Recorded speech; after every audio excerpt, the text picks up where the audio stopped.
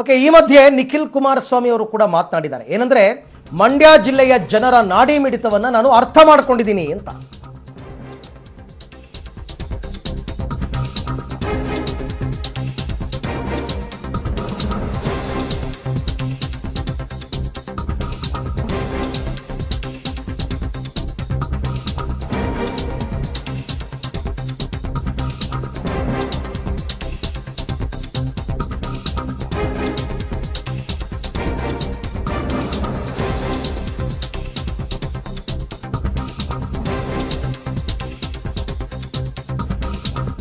ಮಂಡ್ಯ ಜಿಲ್ಲೆಯ ಜನರ ನಾಡಿ ಮಿಡಿತವನ್ನ ಅರ್ಥ ಮಾಡಿಕೊಂಡಿದ್ದೇನೆ, ಹಾಗಾಗಿ ಪಕ್ಷ ನನಗೆ ಟಿಕೆಟ್ ಕೊಡೋದಕ್ಕೆ ಮುಂದಾಗಿದೆ.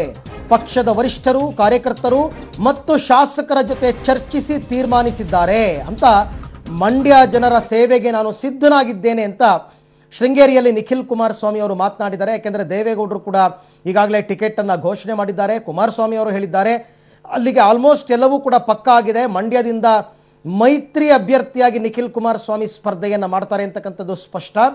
ಹಾಗಾಗಿನೇ ಮಂಡ್ಯ ಜಿಲ್ಲೆಯ ಜನರ ನಾಡಿ ಮಿಡಿತ ನಂಗೆ ತುಂಬ ಚೆನ್ನಾಗಿ ಗೊತ್ತು, ಅವರ ಸೇವೆಗೆ ನಾನು ಸದಾ ಸಿದ್ಧ ಅಂತ ನಿಖಿಲ್ ಕುಮಾರಸ್ವಾಮಿ ಶೃಂಗೇರಿಯಲ್ಲಿ ಮಾತನಾಡಿದ್ದಾರೆ.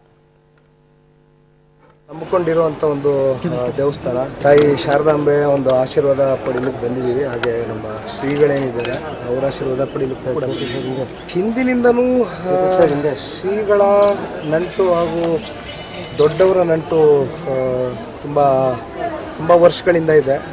ಅದೇ ರೀತಿ ಅವರ ಒಂದು ಆಶೀರ್ವಾದದಿಂದನೇ ಇವತ್ತು ನಮ್ಮ ತಂದೆಯವರು ಬಾರಿ ಪ್ರಸ್ತಾಪ ಮಾಡ್ತಾ ಇರ್ತಾರೆ. ಶ್ರೀಗಳ ಆಶೀರ್ವಾದ ಹಾಗೂ ಇಲ್ಲಿನ ತಾಯಿ ಆಶೀರ್ವಾದ ಇವತ್ತು ನಮ್ಮ ತಂದೆಯವ್ರನ್ನ ಈ ಸ್ಥಾನದಲ್ಲಿ ಕೂರಿಸಿದೆ.